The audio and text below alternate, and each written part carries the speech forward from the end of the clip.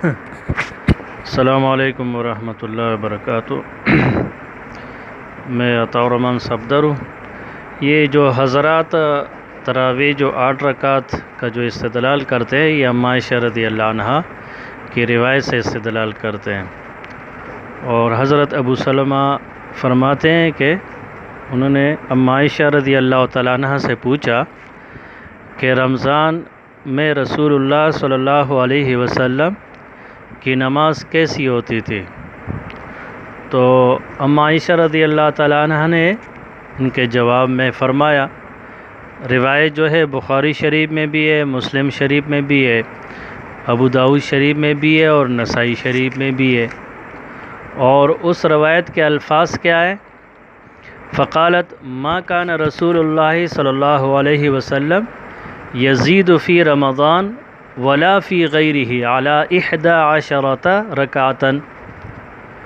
اب یہاں تک بیان کرتے ہیں کہ پیغمبر علیہ الصلاۃ والسلام رمضان اور نہ غیر رمضان میں 11 رکعت سے اضافہ نہیں فرماتے تھے، گویا کہ 8 رکعت یہ لوگ تراویح کے لیے ثابت کرتے ہیں اور 3 رکعت وتر کے، لیکن آگے بھی پڑھنا چاہیے۔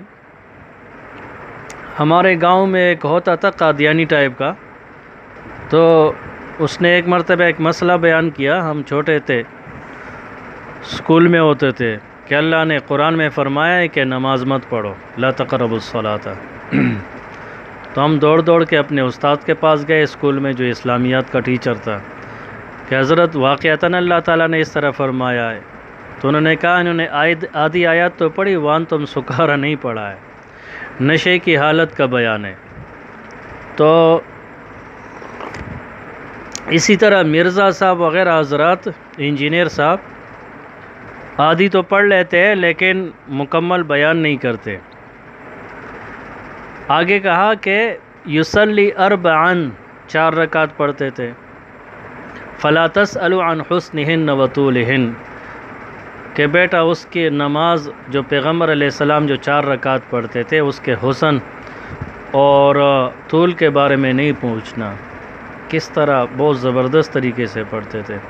ثم یصلی 4، پھر 4 رکعت پڑھتے تھے، فلا تسألوا عن حسنہن وطولہن، ثم یصلی 3، پھر 3 رکعت وتر کے پڑھتے تھے۔ قالت عائشہ رضی اللہ عنہا فقلت یا رسول اللہ اتنام قبل ان توتر، وتر سے پہلے آپ سوتے ہیں؟ تو فقال یا عائشہ تو ان عینی تنامان ولا ینام قلبی، آپ وتر سے پہلے سوتے؟ تو فرمایا کہ میری آنکھیں تو سوتی ہے لیکن میرا دل وہ نہیں سوتا ہے۔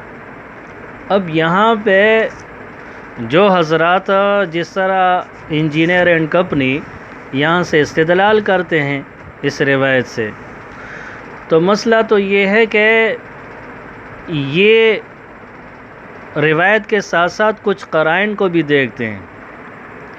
اگر آپ قرائن کو دیکھ لیں تو آپ کو پتہ چلے گا کہ اماں عائشہ رضی اللہ عنہ کی روایت تہجد کے بارے میں ہے، تراویح کے بارے میں نہیں، اور تہجد اور تراویح کے بیچ میں ہم فرق واضح کر چکے۔ سائل کا سوال اس نماز کے بارے میں ہے جو رسول اللہ صلی اللہ علیہ وسلم نے حجرے میں ادا کیا، اس نماز کے بارے میں نہیں ہے جو رسول اللہ صلی اللہ علیہ وسلم نے مسجد میں ادا کی۔ تراویح کتنی راتیں ادا کی رسول اللہ صلی اللہ علیہ وسلم نے؟ 3 رکعتیں۔ آیا وہ مسجد نبوی میں تھی یا حجر عائشہ کے بارے میں تھی؟ مسجد نبوی میں جو تراویح پڑھی گئی اس کو تو جم غفیر نے دیکھا تھا، تو اس کے بارے میں تو سوال کرنا یہ قابل سوال ہے، اس پہ اعتراض کرنا یہ قابل اعتراض ہے۔ تھوڑا حدیث کو پڑھنے کے لیے سینس کی بھی ضرورت ہوتی ہے۔ تو بہرحال یہ مجرد قرینہ نہیں ہے کہ اپنے طریقے سے اور اپنے طرف سے ایک قرینے کو قائم کر دیا اور قرینے کو بیان کر دیا۔ وہ ابن عباس رضی اللہ تعالیٰ عنہ کی روایت بھی ہے ہمارے پاس، مسلم شریف کے اندر جلد اول کے اندر کہ ابن عباس رضی اللہ تعالیٰ عنہ سے کسی نے پیغمبر علیہ السلام کے وطر یعنی تہجد کے بارے میں سوال کیا تو فرمایا کیا میں تجھے ایسی ہستی کی خبر نہ دوں جو روئی زمین کے اوپر رسول اللہ صلی اللہ علیہ وسلم کے وطر کو سب سے زیادہ جاننے والی ہے؟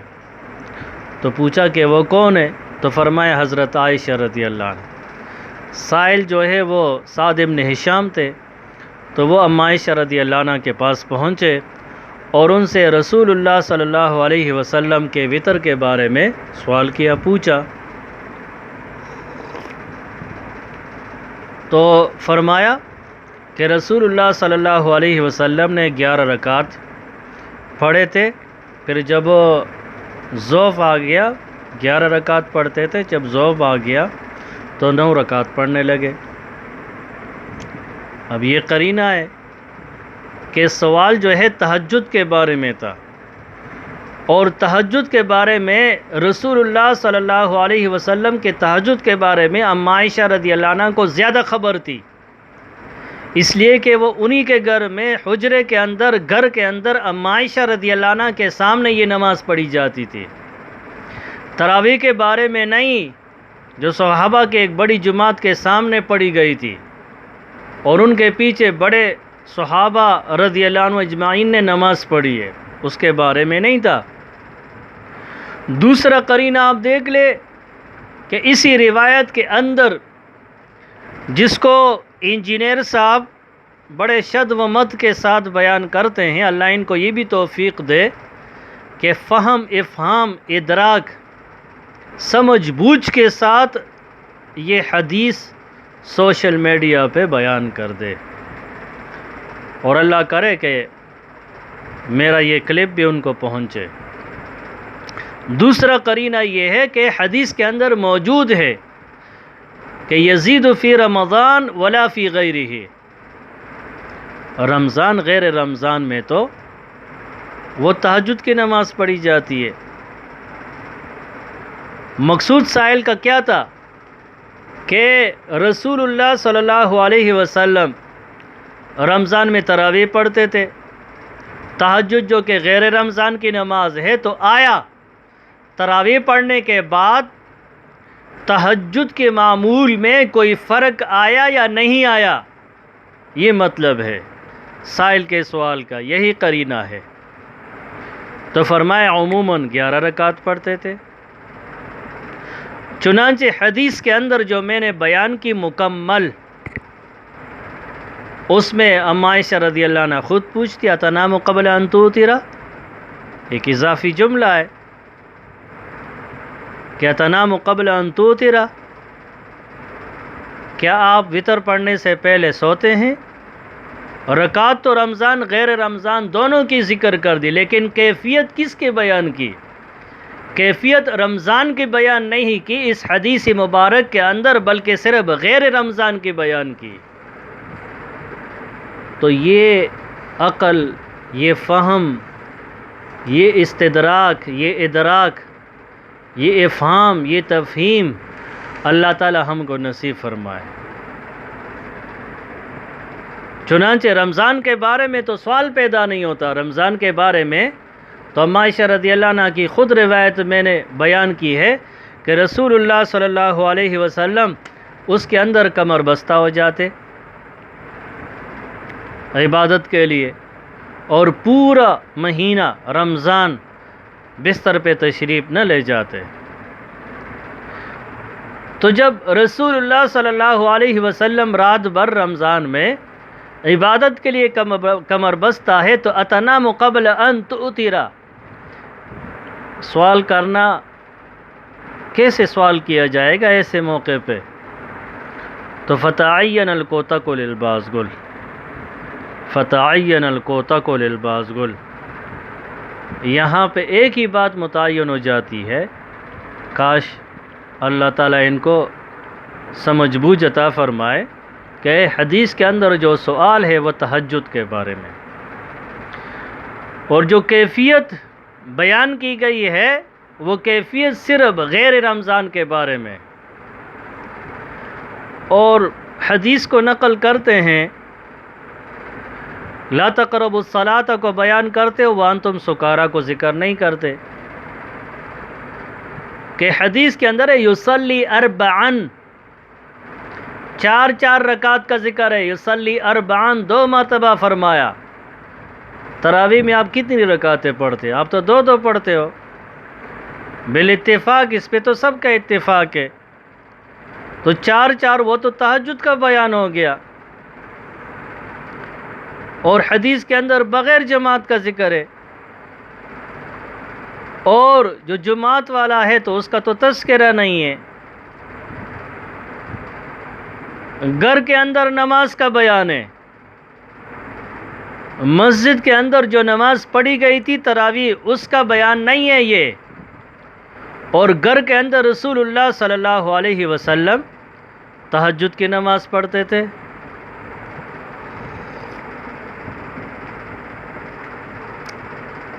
یہ لوگ کہتے ہیں کہ ہو سکتا ہے کہ گھر میں بھی تراویح پڑھی ہو، تو دلیل تو دے دو نا، دلیل تو دے دو،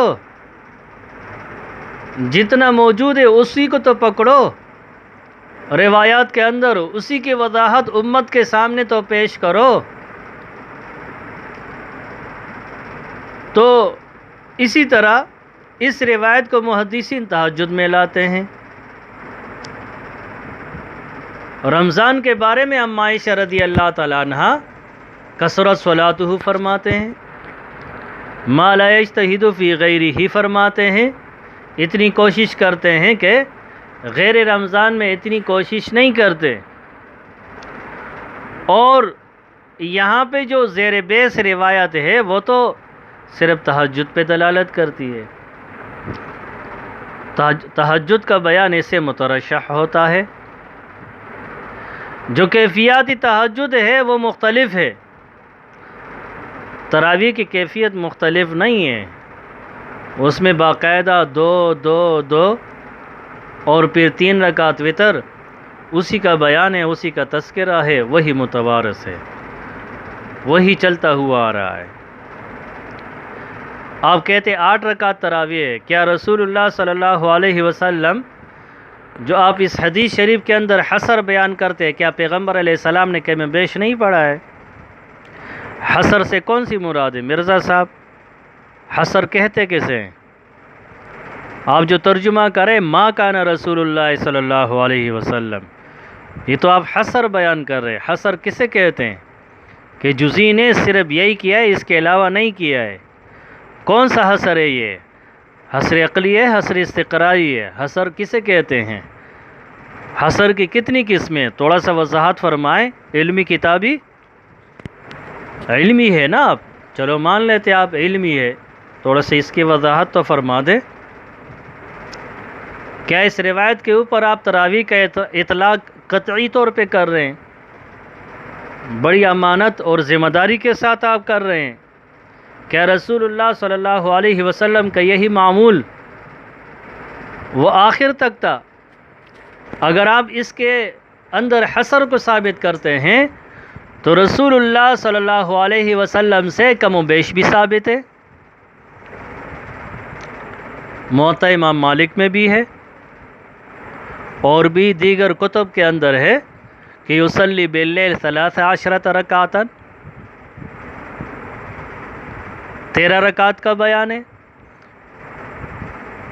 موطا آپ حوالہ دیتے رہتے ہو، 3 وتر ہٹا دو 10 بن جاتے ہیں۔ ابن عباس رضی اللہ تعالیٰ عنہ کی روایت میں مسلم شریف کے اندر وہ موجود ہے، موطا امام مالک کے اندر وہ موجود ہے، اس کے اندر بھی تو 8 رکعت نہیں ہے،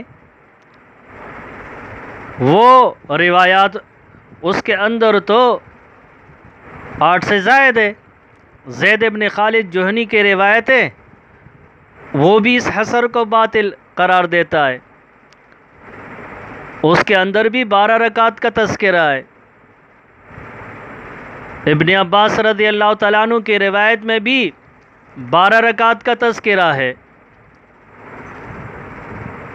اور جہاں پہ 13 رکعت کا تذکرہ ہے سنت فجر اور عشاء کے علاوہ ہے، اس پہ بھی دلائل قائم ہے۔ تو لہٰذا آپ جو حصر کا دعویٰ کرتے ہیں کہ اتنے ہی پڑھتے تھے، اس پہ آپ کے پاس اور کون سی دلیل ہے؟